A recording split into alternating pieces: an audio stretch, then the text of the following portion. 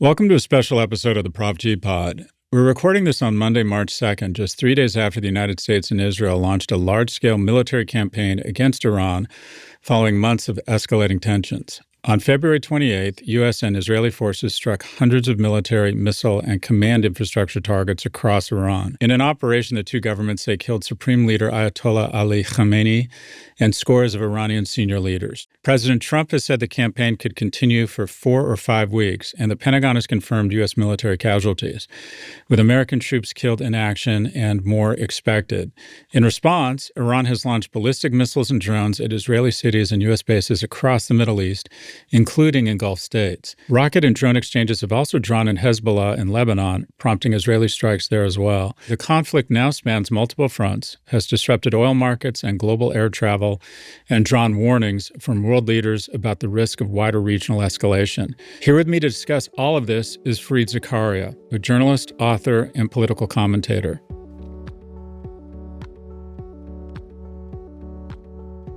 Fareed, I imagine you're one of the most in-demand people in the world right now, so let's bust right into it. Imagine you're Secretary of State, which, by the way, is not a stretch in these days when we have talk show hosts who are now in the cabinet. But imagine you're Secretary of State, and 3 days or 3 weeks maybe before what might be an imminent attack, you're asked to do kind of a risk assessment. Risks to the upside, risks to the downside of attacking military action against Iran. Walk us through each of those in your view. Sure. It's a surprising mission because, remember, 8 months ago, the United States and Israel did a very successful series of strikes that destroyed Iran's nuclear program, killed most of the leading Iranian nuclear scientists, something that often isn't talked about, and killed about 20 senior commanders of the Iranian military. So the upside here would be that you get a decapitation of the regime that causes the regime to collapse. That is clearly what the great hope has been, not just for the president who announced that as the goal of his mission, but also Prime Minister Netanyahu, who said that in a video. He said, this is a 40-year dream of mine. And remember, the Iranian nuclear program is not 40 years old in that sense. It's, what he's talking about is really getting rid of the regime itself. So that's the big prize. That's the main thing they're looking for on the upside. Next, really defang Iran. So this is now not just about the nuclear program, but about Iran as a regional power. And you can you can do a lot of damage. You can destroy their navy. You can destroy their ballistic missile capability. You can destroy the military-industrial complex. So the ballistic missile making facilities, the port facilities that actually house the ships, things like that. And finally, you can use this opportunity also to destroy them and to set them back so much economically that they're not going to be able to fund Hezbollah anymore. They're not going to be able to fund the Iraqi militias anymore, at least, not at any substantial degree. So basically, break the back of the regime and hope that the regime collapses. That seems to me to be the big upside. The downside is this is a highly institutionalized regime. This is not a single dictator. This is not Saddam Hussein. This is not even Putin. This is a very complicated, institutionalized regime with a clerical establishment, a military establishment, of a worked-out relationship between those two groups. A little bit like the Communist Party and the army in the old Soviet Union, and to a certain extent in modern China. And so it's not clear that that's going to be as easy. You can always get lucky, but it seems hard, and it's particularly hard given that you're not going to use ground troops. You're trying to do it from the air. It's very hard to do regime change from the air.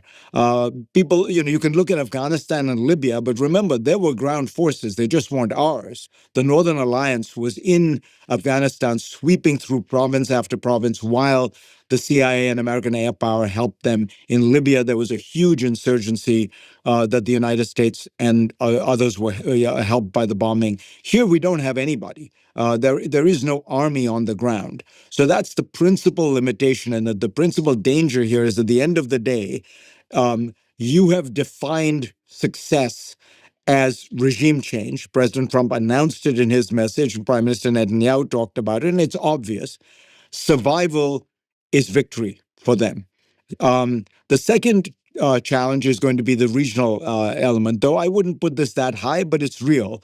They could disrupt things regionally substantially. My own view is that's a short-term risk.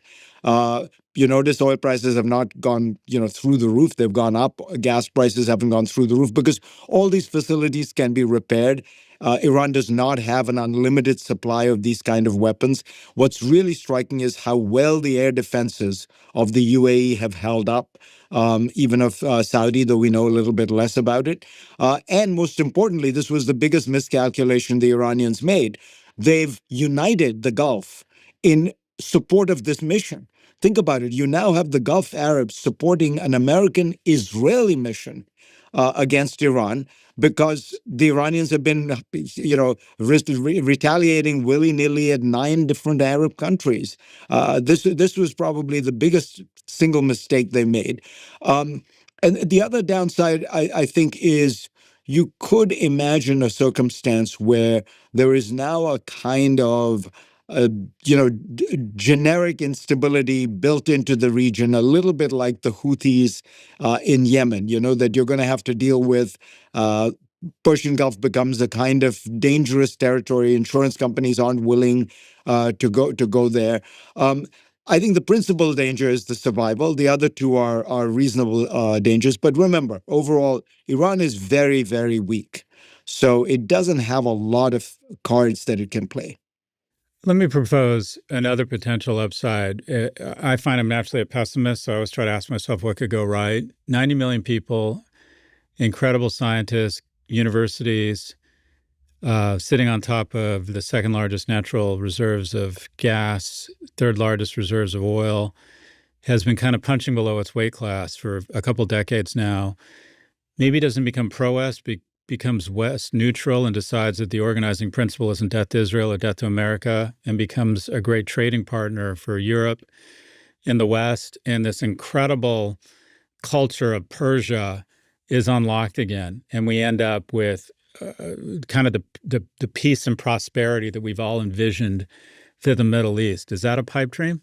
It's not a pipe dream, and the conditions you described inside the country are 100% right. I mean, I've been to Iran and I'm always struck by how pro-Iranian people are. Now, I have to be careful.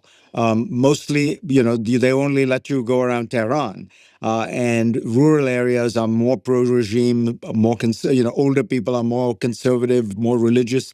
So the way I would put it is that's why I said the principal upside is regime collapse. You need a regime collapse for your scenario to unfold, because these guys are going to, they are hardline, very repressive, and they can stick it out. They've got the guns and they're willing to kill, as they showed.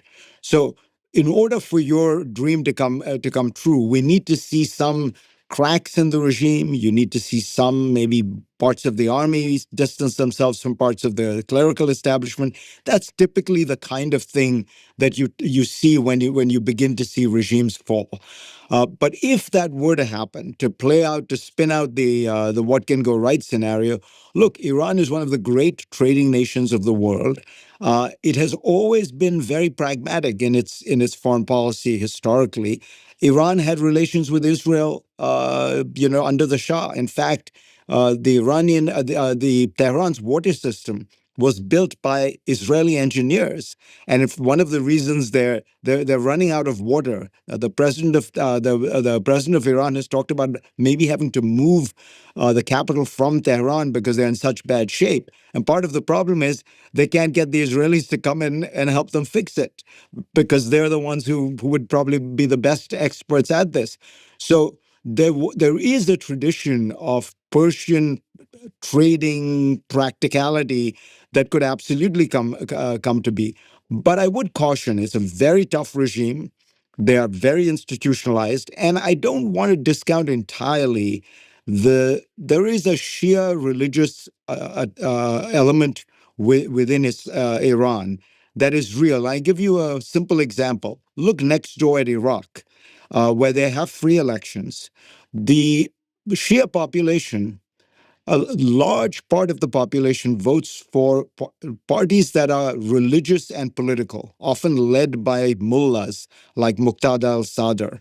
So there is within the Shia tradition a conflation of religious and political authority.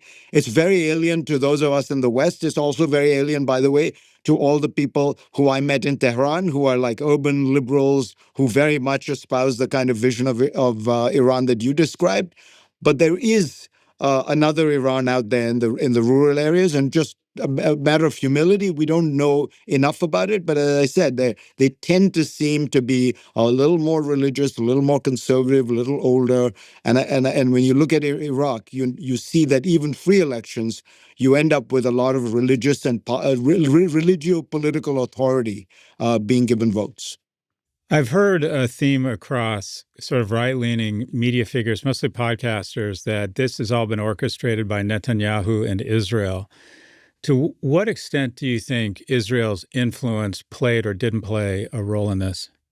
I think the kind of way they put it, I really dislike, because it's a kind of as if there is this nefarious Israeli, kind of a grip on American foreign policy, and it's raising all kinds of anti-Semitic tropes that I think are both terrible and wrong. I think people should really be careful not to do that kind of thing.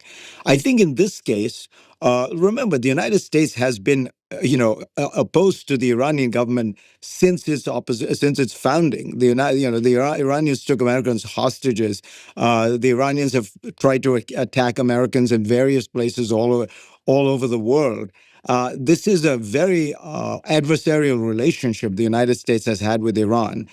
Um, I think it's fair to say that Bibi Netanyahu has personally a lot of influence with Donald Trump. And Trump is a man very swayed by personalities, by people, and he likes Bibi, and he likes, listening to him, and he likes the idea of doing things with him. And I think Bibi Netanyahu sold him a dream that you can be the guy who liberates Iran. Every other president has had to tolerate them. You can be the guy who liberates them. And Trump is, I think, amenable to that kind of idea. I think he sees himself as a man of destiny, a person who's going to do big things, uh, particularly when dealing with countries like Venezuela or Iran or Cuba. You can see it. That, like, he wants to bring them to heel. So I think Bibi Netanyahu uh, convinced him that there was a great moment of opportunity. Iran would never be weaker. The forces are arrayed in the right position. So I think that's the way to think of it, and I think that is accurate. But I think the whole idea that the United States is doing Israel's bidding misses the fact that the United States has been in existential opposition to the Islamic Republic, and the Islamic Republic has been, of course, in a deep existential and violent opposition to the United States for 47 years. You brought up something really interesting, and you were one of the first people to point this out, that this huge strategic blunder of attacking civilian infrastructure and residential properties in different Gulf states. I think they've attacked 9 or 10. I think their rationale, the Iranians' rationale, is we are going to sow instability throughout the region. You want a war? It's not going to be confined to Iran. We are going to make it so that Saudi oil facilities are damaged. The Qatar natural gas facilities are damaged. Straits of Hormuz, the shipping starts slowing to a crawl. The problem is they don't actually have the firepower to pull that off. So what they've ended up doing are pinprick attacks that militarily have very little significance. The facilities are going to be repaired in a few days, if not a few weeks. But the political effect has been to take all the Gulf states that were neutral. Many of them had said you can't use our facilities. Some of them had said you can't even use our airspace. Now all the Gulf states are all in, and they're telling the United States and Israel privately, go for it. In fact, some of them even want to participate to show the Iranians that you can't do this kind of thing to their territory. So I think it was a big miscalculation, as I've said from the start. But their rationale, I suppose, was, look, we've got to hit somewhere. Hitting American naval ships is impossible. They're very well protected. So this is where we can go. But they didn't think through the fact that this has had a political boomerang effect on them. So say that the Trump administration isn't able to affect regime change. It feels as if, well, let me put forward the hypothesis that the Trump administration maybe a bit naively was hoping that the boots on the ground would be sandals or sneakers on the ground, that the Iranian public would rise up and catalyze the actual regime change with cloud cover from American military attacks. Does that seem like a reasonable hypothesis? It seems like that was what they were hoping. And look, you can always get lucky. And if they keep at this and they continue to pummel the regime, who knows? All I can say is historically that has, I can't think of a case where that has happened. It's tough, right? Because these guys still have machine guns. You're not going to be able to get rid of those, and they'll use them. They've used them in the past. I've described these military operations as a Bond film. The openings are always amazing. Bond films always nail the opening. And then we go on to see, all right, is it Kosovo or Kuwait that it ends really well, that it's a great Bond film, or is it Iraq or Afghanistan? And, it's the second ending that is always sort of a bit unpredictable. I have been struck at what, from my perspective, seems like really poor, inconsistent messaging around, I think it was the Powell doctrine of always have objectives. Like, don't go into something unless there are specific objectives that once you accomplish, you can declare victory and leave. What are your thoughts so far on the stated or lack thereof stated objectives from the Trump administration? Yeah, this is their biggest mistake. They don't have clear objectives. To the extent they have one, it's a very hard one to achieve, which is regime change. And it's very hard, short of that, to understand what they would define as success. They should have laid out a series of, this is what we would like to degrade Iran's ballistic missile capability so that it no longer threatens its neighbors.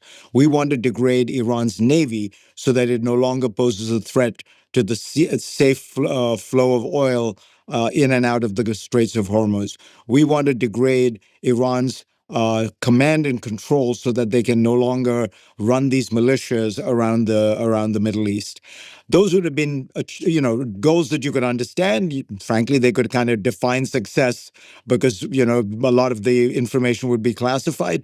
But by defining success by something very large and very public, we can all see, right? And it's hard to say that they've achieved that goal because the regime has not fallen. And again, they may get lucky, but so far the regime has not fallen. Do you think one strategy for success might be saying, all right, we're going to neuter them militarily, kinetically, politically, economically? And it sounds to me, tell me if you agree with this, that the only thing standing between the Middle East and relative stability right now is Iran. It seems like in kind of under their breath, if you will, the majority of the Gulf states have sort of made peace with Israel. So if the Trump administration was able to accomplish, all right, it used to be a tiger, now it's a comatose tiger and poses no threat to anybody, even without regime change, couldn't they just sort of declare victory and leave, and potentially we'd have a much more stable Middle East? Yes, I think that's true. I think it's important to remember Iran is a destabilizing factor. It has been supporting these militias. It has been, in many ways, trying to intimidate. I've always thought its nuclear program was designed to intimidate more than to use that. They always wanted to be one step before nuclear weapons as a way of saying, we could have these. And they are, a kind of very brutal, repressive, millenarian regime. Remember, this is the only military innovation that Iran has produced is a drone, the name of which is Shahid, which is used by the Russians in Ukraine. And a Shahid means martyr. So even their drones, they call martyrs, right? There's a kind of cult of martyrdom about it, which is, we're willing to pay these prices. And you're right, nobody else in the Middle East is like that. And that's a very big transformation, It's only 20 years ago that the Saudis used to host telethons for Palestinian terrorists, whom they called Palestinian martyrs. The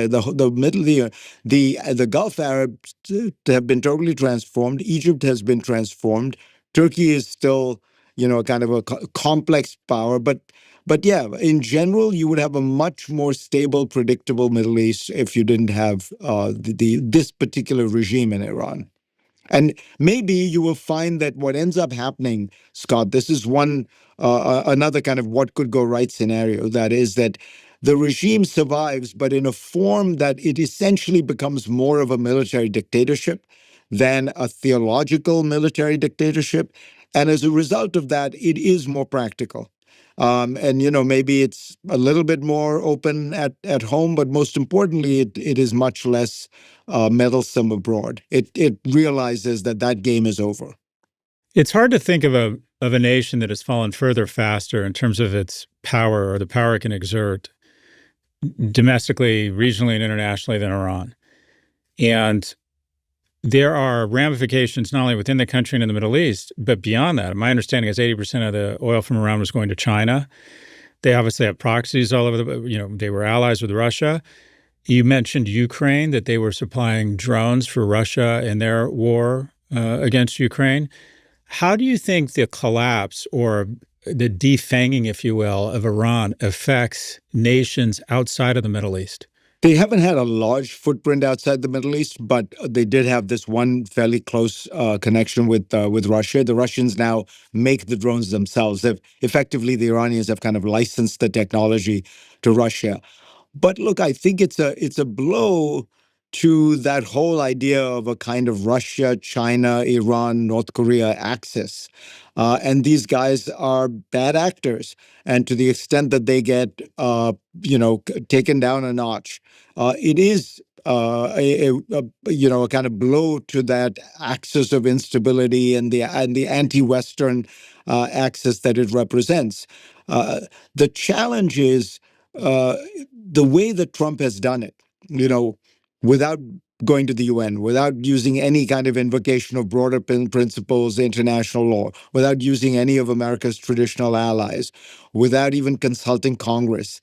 Which of course Trump wants, because Trump hates anything that constrains him, anything that involves relying on, the IAEA inspectors or a UN Security Council resolution or consulting with the British and the French. All that for Trump, these are constraints on his power.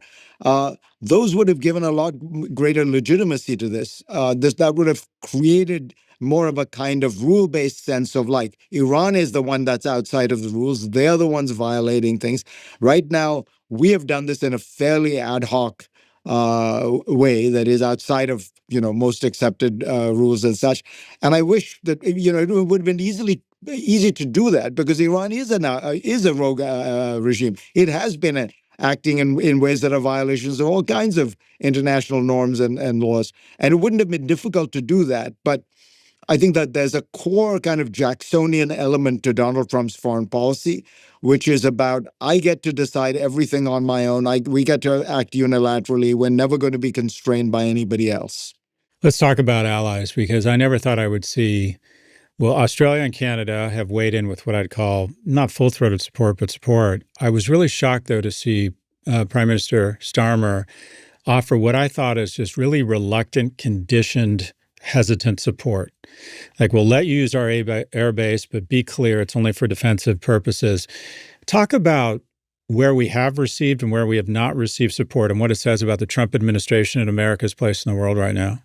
So first, let's talk about this issue of building legitimacy. I think the countries in Europe, which care a lot about that, which care a lot about does this seem to uphold a rules-based international system? Is this within some kind of broader principles that we can understand and support? They're the ones who have been the most, who've had the greatest degree of reluctance, and as you put it exactly right, Keir Starmer's, tortured, pained quasi support. And Well, remember, all these countries, for the most part, with the exception of the French, supported the Iraq War because Bush did go to the UN. He did get resolutions. He did go to Congress. He did frame it in larger terms. He did assemble a coalition of 40 countries that went to Iraq. People sometimes remember it as unilateral American action. It wasn't. So that's that group. What's very interesting to watch among the global South is you have a whole bunch of countries that have condemned it, instinctively because it's might makes right. It's the United States acting unilaterally in violation of international law and such. But then there's a whole bunch of countries that have not quite done that. For example, very interestingly, India. India has not done that because it has very close relations with the Gulf states. It has a very good relationship, particularly under this prime minister, with Israel. And in a sense, India is looking to its economic equities as an emerging economic powerhouse and saying, we want close relations with Israel for technological reasons. We want close relations with Gulf states because we need the oil and we want to have the capital, access to the capital. And so what you're seeing in India is a very interesting phenomenon where India has denounced Iran's response to the attacks on Iran, but has essentially tried to stay out of it has neither celebrated nor condemned the American-Israeli attacks on Iran, at least the last I saw. And that, I think, it reflects a very interesting kind of rise of realpolitik amongst some of these emerging powers that are saying to themselves, where are our equities here? And what they're saying is, the countries of the future are the Gulf states, Israel. Iran is a country of the past.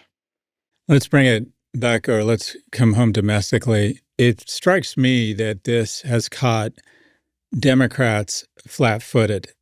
And while they voiced what I think is really legitimate concerning opposition to the fact that Congress wasn't consulted on this. I mean, at this point, the Congress feels more like the Duma under the Trump administration. But at the same time, I personally think Trump and Rubio come across as leaders right now. I think that this could potentially be, arguably, if things go right, the kind of geopolitical unlock of the century.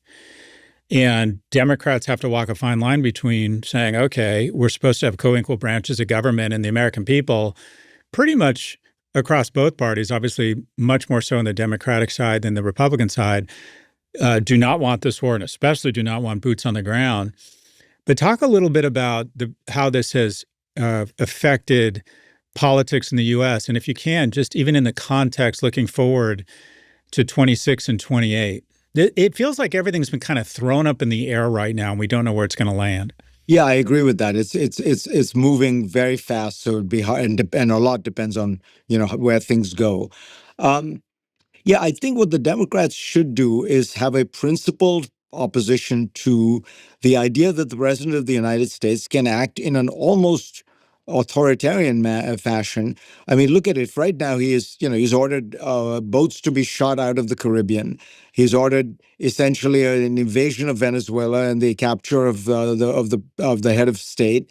He's ordered this attack on two attacks now on Iran, none of which has there been any congressional involvement. And remember, the Constitution vests with Congress the power to declare war. So they should have, I think, a strong sense of opposition to that. They should have a strong sense of opposition to not doing it with some sense of the broader principles of international law and the UN and things like that.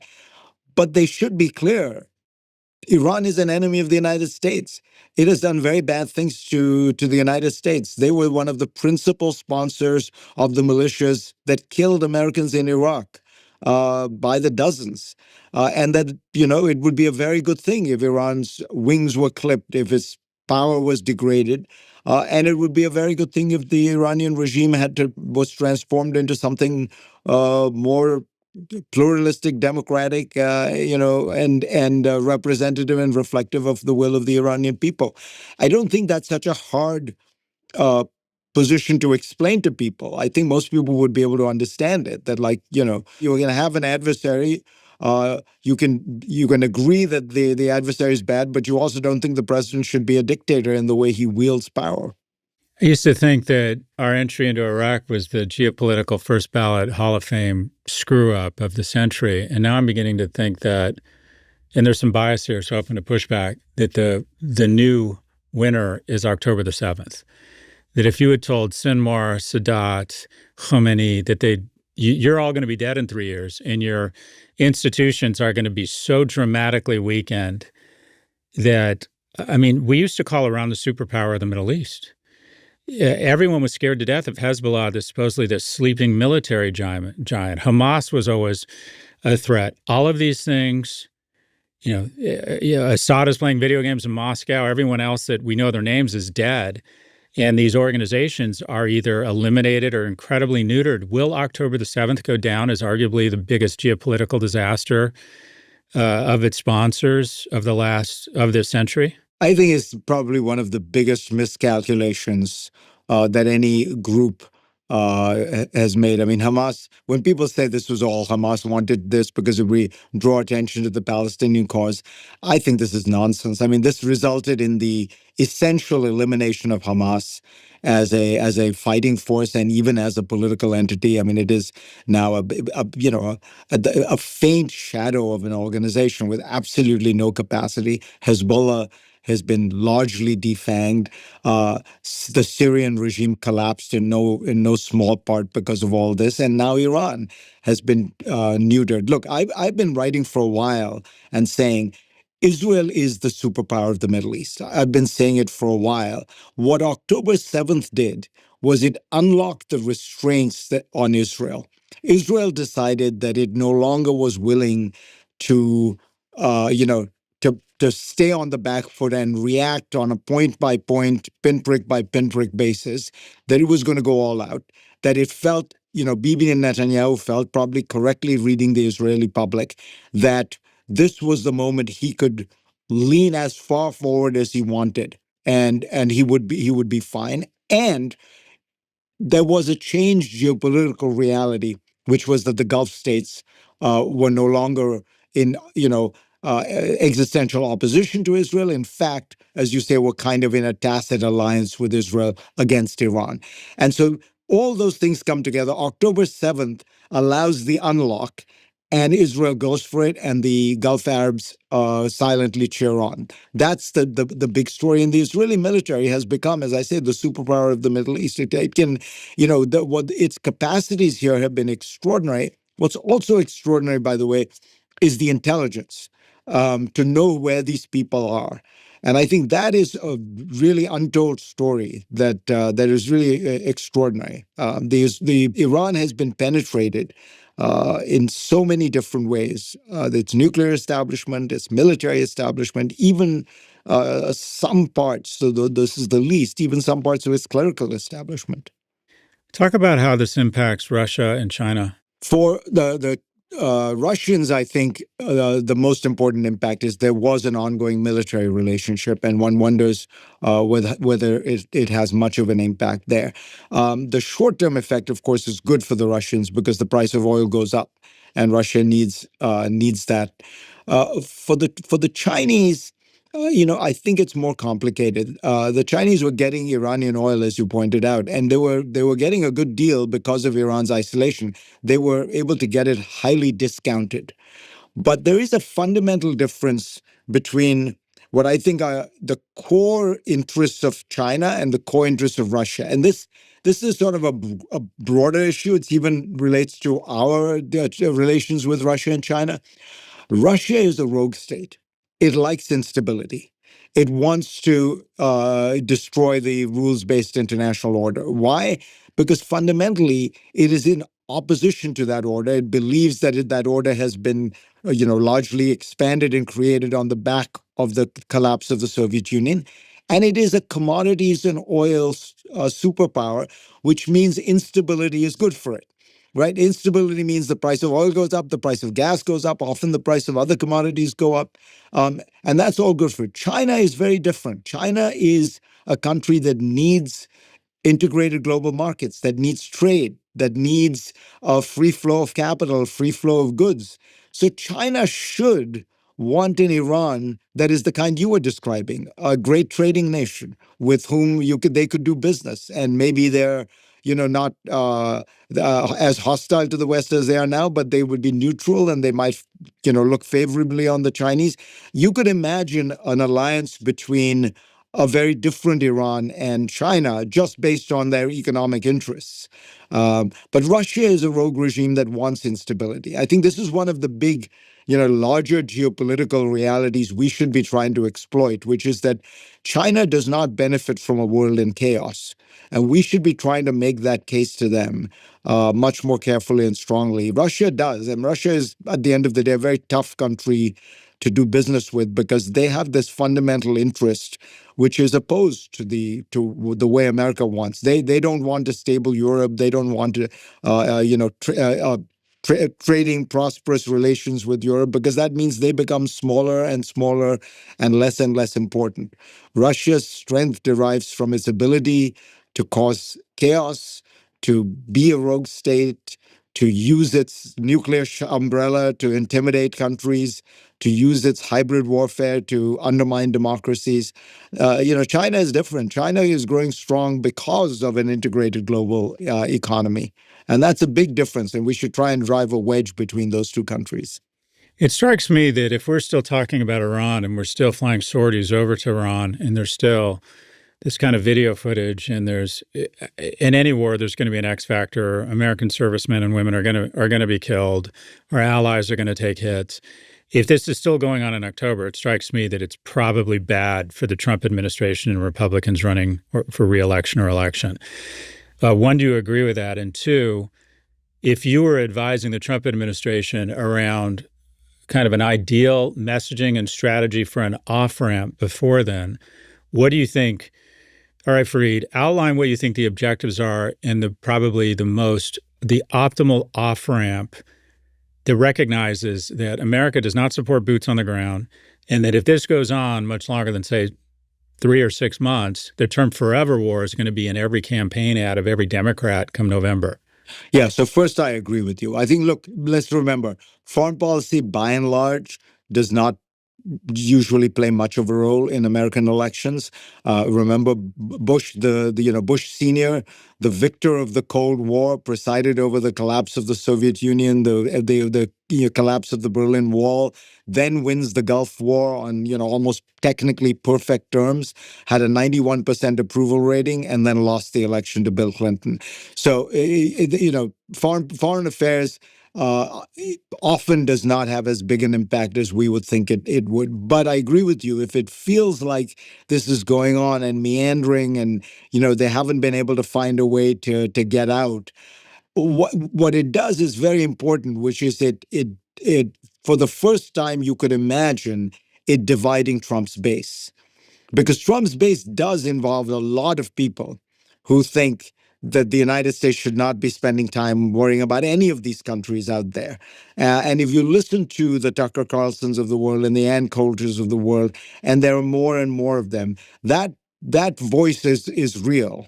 So that's, I think, the principal danger for the Republicans, and the Democrats will do exactly what you described. I think what I would do if I were them is start setting out a series of goals about Iran not being able to threaten its neighbors, so discord, fund militias, and itemize the things that have been destroyed, and say we have now achieved, we believe, a 70% reduction in Iran's offensive military capacity and a 50% destruction of its military industrial complex, list the factory, the things that have been destroyed, and say we now regard this operation as successful. I would do that. I would look. The United States has started every war. The United States has started since World War II, started with great enthusiasm, and then with the exception of the first Gulf War, it has been very hard to figure out how to end them, What is the point at which you can declare victory and go home? And the lesson, I think, is the sooner the sooner you can do it, the better. Have some identifiable markers that you can say you achieved. Point to them; they are real, and get out. I can't help but feel irrationally optimistic here, and a lot of this it's anecdotal. I went to UCLA and I just hung out a lot and got to know a lot of Iranians. And it struck me that more than any immigrants I'd met, including Canadians, people from India, I felt like Iranians were more American than many Americans I know. A love of capitalism, education, science, a super sort of merchant culture, like in a good way. I just felt they felt like they just slipstreamed into American culture. And I wonder if, and my understanding is that actually in Iran, there's actually a huge population of next generation that's less theocratic, less anti-West, doesn't buy into this organizing principle of death to America, death to Israel. With that type of resources sitting beneath education, unbelievable culture, and this potentially being the kind of the last remnant of hostility and chaos in the Middle East, it feels like Europe could be an enormous winner as a trading partner. It's just as hard as I try, and there's always an X factor with war, I feel like we could be on the precipice of something really wonderful for the Middle East and for the world. Prove me wrong. Well, first of all, the Iranian diaspora, you're 100% right, is amazing. I mean, they are not only all the things you said, they are amazingly capitalistic, and they love America, they love democracy. Even the ones that are in Europe, they love Western democracy. They're very civilized. They have like high levels, not just of education, but they're very cultural. They're very culturally aware. I think they're also they have a real desire for their country to once again be the kind of player it was in the world. Remember, Iran is probably one of the oldest countries in the world with continuous. If you ask yourself what country in the world was around 5,000 years ago, roughly the same geography, roughly the same, cities and things. Iran and Egypt are probably the two oldest places you can think of, and so. There's this extraordinary tradition that the Iranian diaspora does absolutely represent, and I mean I'm always struck by a lot of the emails and texts I get up from Iranians anytime some of this issue comes up, and the passion that with which they engage is amazing. As I said to you, that's the goal. My question is, how do we get there? And to get there, this regime has to collapse. And I just, that's the difficulty. How do you get a, highly authoritarian, repressive regime with a lot of guns and 47 years to dig itself into power to collapse easily? Not easily, but all of a sudden.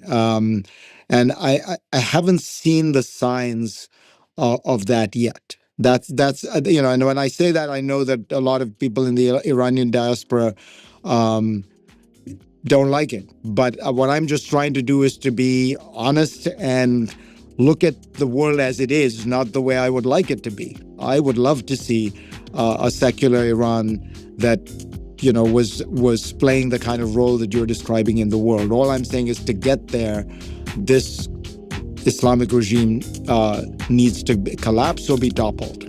Fareed Zakaria is a journalist, author, and political commentator. Fareed, I meant what I said. I can't imagine you arguably are probably the most in-demand commentator in the world right now. Very much appreciate your time. Always such a pleasure. Thank you, Scott.